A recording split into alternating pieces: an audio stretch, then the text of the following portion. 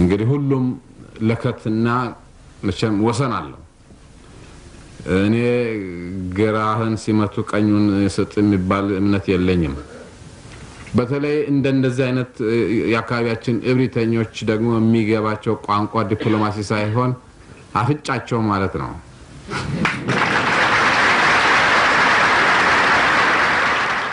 ያ አስተንፍሰናል የሰይድ ባሬ ጎማ አሁን ተንፍሰዋል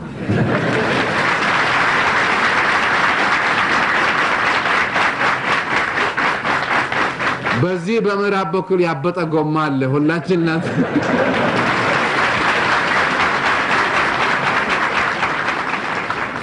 ወደጎነቼ በተለይም ወጣቶች ለዚህ ሽብርና ለታወጀብን ጦርነት መሰለፍ በቂ አይደለም መሳየፍ ወይ መፋለም አለብን የታሪክ አሰላዎች ሁሉ ይውደሙ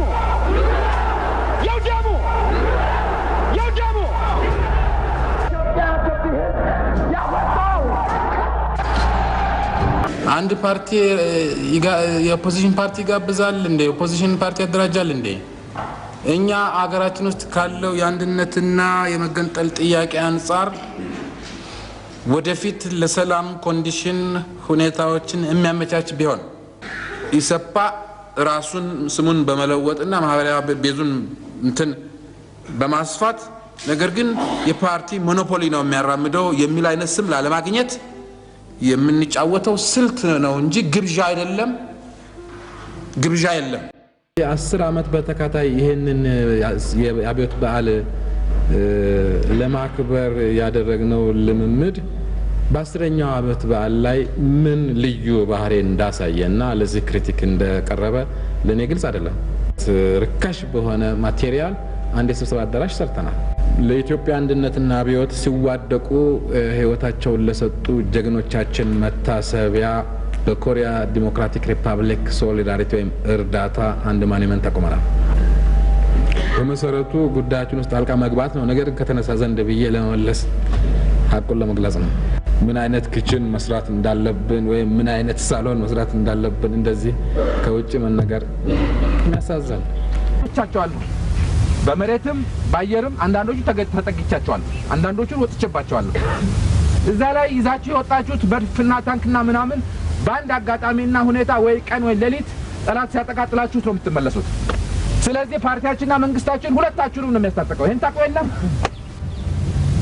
በማን መሳሪያ ነው የምንሞተው ያላችሁ እንደሆነ እና እኛ በሰጠነው አይደለም እንዴ እንዲህ አይነት ትግል ነው የገጠመን ከፍተኛ አርሚ ነው በአፍሪካ ውስጥ የገነባ ነው ጓዶች ከፍተኛ አርሚ ስንት ሺህ ጀነራል ነው ያወጣ ነው መሳሪያውን አስረከቡ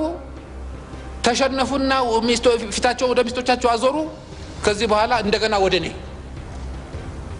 ይሄ ነው የሆነው አይደለም የሚሊተሪ ቢሮክራሲ አልቻለንም ልንወጣበት አልቻለንም ምንም ሀገሪቱ በመታቀርበው አኳያ ድልቀርብልን አልተቻለም ለምሳሌ እኔ 2 አመቴ ነው ፋቲክ ካገኙ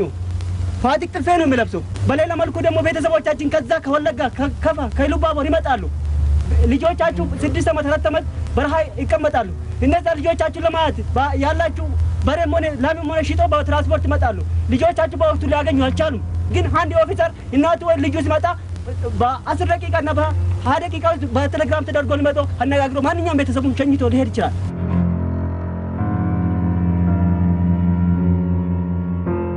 ከየትኛውም እንደው እኔ ነኝ ከሚል መንግስት አስተዳደርና ህገ መንግስት ጋር ብናመዛዝነው በማንኛውም መመዘኛ እጅግ ህዝባዊና ዴሞክራሲያዊና ፕሮግሬሲቭ ነው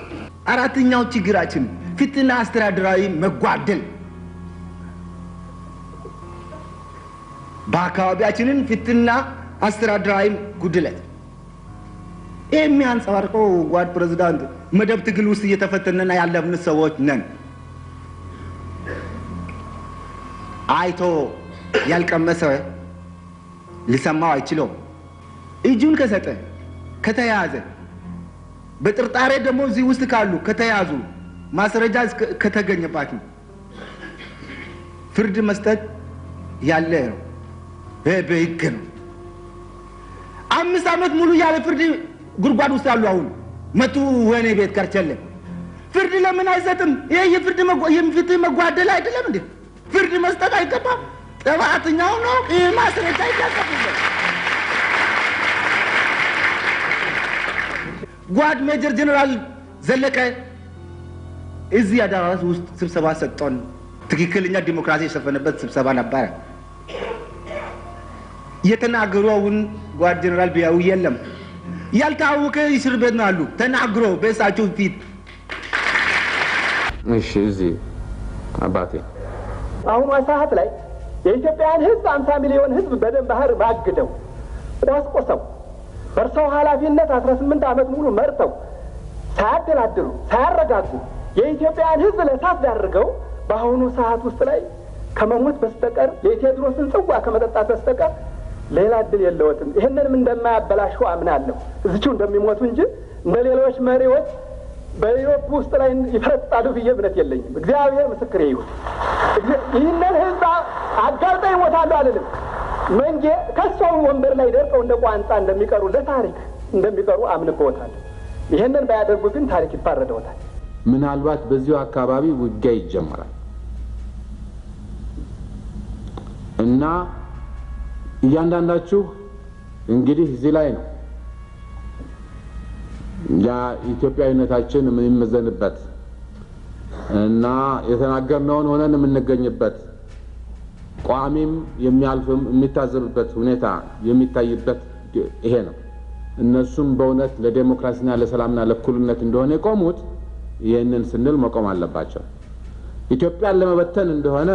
ይቀጥላሉ። ኢትዮጵያን ደግሞ ለመበተን እስከተቀጠለ ድረስ የኔ ግንባር እስከተበተነ ድረስ ደግሞ በበኩሌ ከኢትዮጵያ አንድነት ኃይሎች ጋር ትግሌን ይቀጥላል።